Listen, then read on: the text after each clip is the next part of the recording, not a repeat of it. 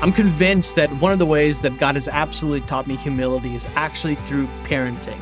It could be silly things like this one time my son Levi got in trouble and I was disciplining him and I was kind of talking with him. I was letting him know how serious this situation was, and his face, y'all, I mean, it was pained and it was painful, and I really felt like I was making some progress with him. And then he stopped and he looked at me and he goes, "Hey, Dad, did you brush your teeth this morning? Your breath kind of stinks." I mean, humbling and humiliating. And then there are some serious situations, for sure. I think the most humbling and honestly the most fearful moment of my life was when my youngest son, Lucas, who was just 11 months at the time, had what's called a febrile seizure.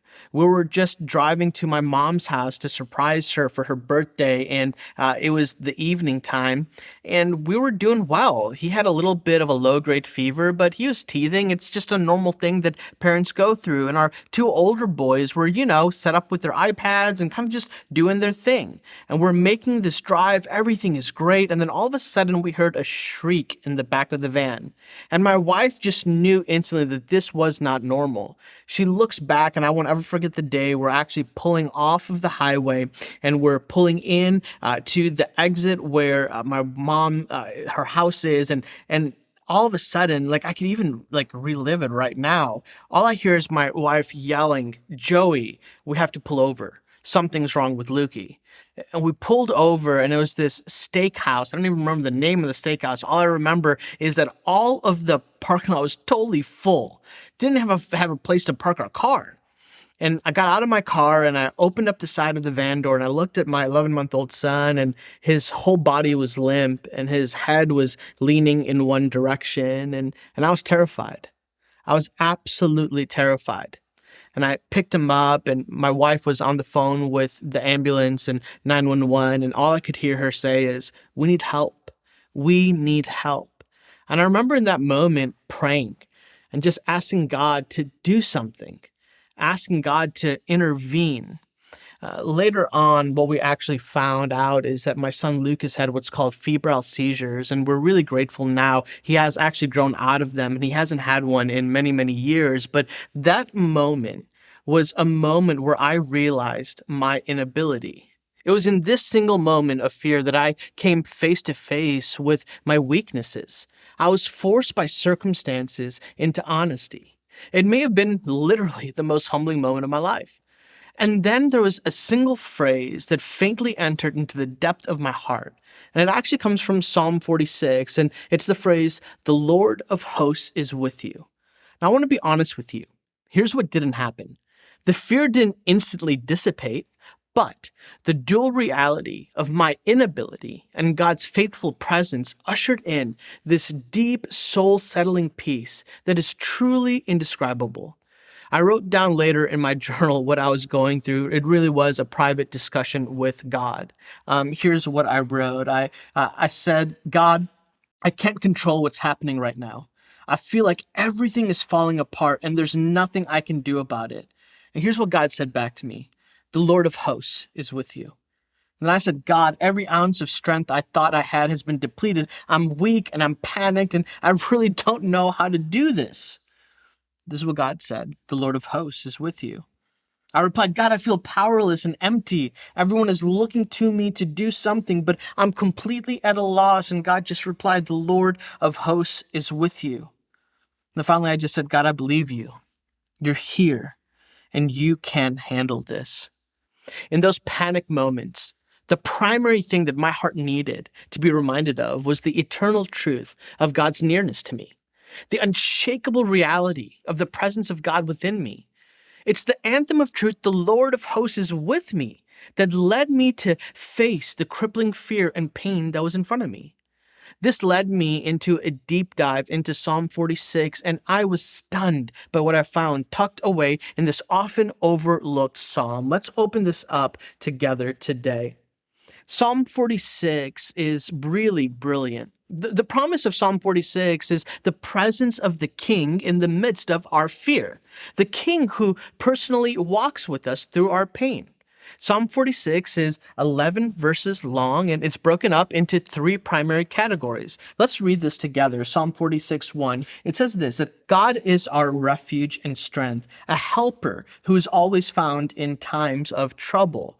I've recently also been in the book of Judges, and one of the interesting things about the book of Judges is that there are all of these judges that present themselves as types of helpers for the people of Israel, trying to get them out of their cycle of sin and pointing them to the goodness of God, who is the only one who can provide lasting peace. But y'all, it doesn't matter if it was Gideon or Jephthah or Barak or Deborah, it didn't matter. Each of these judges were helpless to take Israel out of their plight of sin. What they needed was the great judge. And I love what the psalmist says here. God is our refuge and strength, a helper who is always found in times of trouble.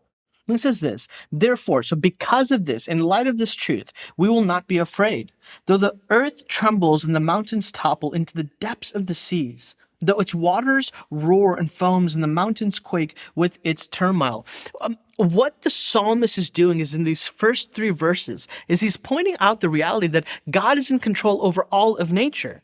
Now, for the ancient Israelites, they would have looked at mountains and they would think mountains are the greatest thing. They are impenetrable. Mountains are massive. They're magnificent. Mountains are places that are indestructible. Simultaneously, notice what the psalmist says. He talks about the depths of the seas. The seas for the ancient Israelites, and really all the people in the ancient world, was a place of chaos. It was a place of destruction. It was a place that would have struck the hearts of the Israelites and the people in the ancient world with total fear. Can you imagine this situation? That they are facing such disaster, that the thing that seems indestructible in a mountain and the thing that is so chaotic and fearful like the ocean, these things collapse in upon themselves. This is what the psalmist says, that God is in control over all of this. And then he moves on, starting in verse 4. He says this, that there is a river. I have to pause again because the river is so important. The river is imagery throughout the entire Bible of peace, of serenity. I think about the psalmist that says, who talks about how God will lead us by quiet waters, by the stream of life. I mean, rivers are beautiful places of peace and serenity, of life. And this is what it says here. There is a river, and its streams delight in the city of God, the holy dwelling place of the Most High. God is within her. She will not be toppled. God will help her. When the morning dawns, nations rage, kingdoms topple, the earths melt when he lifts his voice. The Lord of armies is with us. The God of Jacob is our stronghold.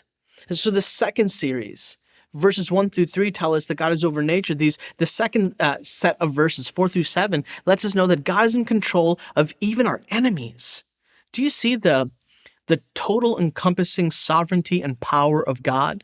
These are all things that should create a deep-rooted sense of humility in our lives. And then the last few verses, 8 through 11, this is the invitation that the psalmist gives. This is the invitation I believe that God is giving us today. And it starts like this. Come and see the works of the Lord. Like notice that. It's an invitation that says, come on, just pay attention. I want to invite you to be aware of God. I want to invite you to pay attention to the reality that God is the creator of the cosmos, that God actually breathed all of creation into existence.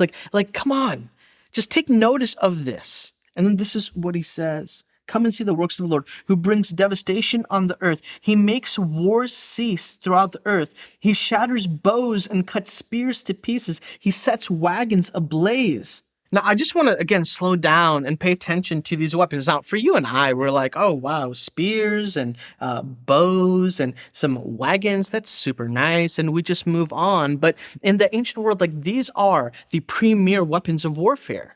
Spears are deadly. Bows are incredibly deadly. I mean, in the hands of somebody who's incredibly skilled, these are lethal weapons. The common kind of illustration for a bow today would be like a Navy SEAL sniper. You know what I'm saying? This is massive. What the psalmist does is he says that even the weapons of most extreme power are nothing in comparison to God. I want to focus on this. This is the language, the imagery the psalmist gives. He says that God shatters bows and cuts spears to pieces. Then he says this, he sets wagons ablaze. These types of wagons would have probably been types of chariots that had all kinds of war supplies. So imagine being in a battle and you've got some spears and some swords and you're fighting against another group of people and they got some spears and they got some swords and everything feels a little bit fair here. And then all of a sudden you start to notice the supplies are going down. And you have no supplies, no resupply of all of these things. And all of a sudden you hear the hooves of the chariots of your enemies. And you see these war wagons filled with more supplies, more bows and more arrows and more spears. You would be mortified in that moment. This is what the psalmist says. He goes, in that moment where fear is settling in, you know what God does? He takes fire and he sets the chariots ablaze. I love this, that God chooses to destroy the chariots through his own natural creation. This is wild. Then verse 10, he says, stop your fighting and know. Again, the invitation is awareness. Know that I am God, that I am exalted among the nations, exalted on the earth. The Lord of armies is with us. The God of Jacob is our stronghold. That phrase, Lord of armies, or the Lord of hosts, depending on your translation, is an indication that God is the general, and not a type of general, y'all, who hides in the back, who's in a nice little tent and has a bunch of little warriors as chess pieces moving them around. No. Our God is the type of God who's on the front line of battle. He is going into battle, the first in, and there's no greater representation of this reality than the incarnation. That Jesus himself coming into creation and stepping in to fight this epic battle between sin and how it has absolutely destroyed humanity, and the way that Jesus destroys sin is actually on the cross. Psalm 46 is actually an invitation into humility.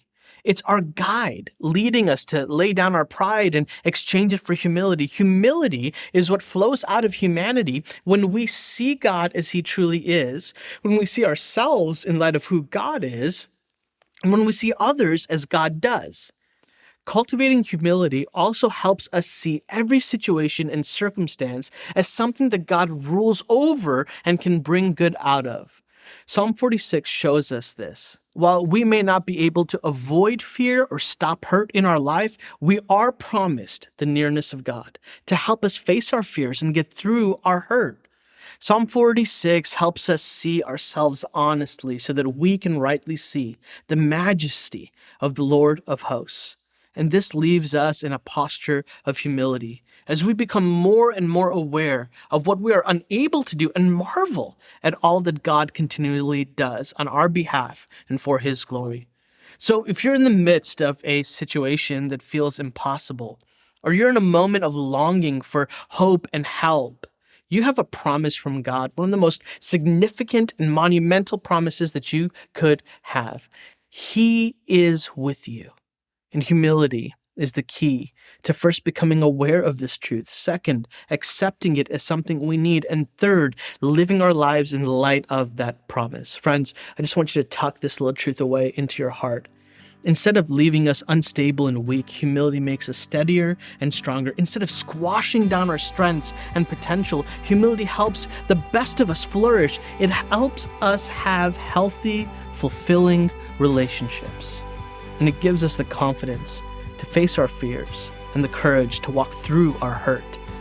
If fear robs us of peace, the way we combat it is in the most unexpected and upside down ways. But this is typically the way the kingdom of God works, and it's through humility. Humility, it's the hidden peace we've all been longing for.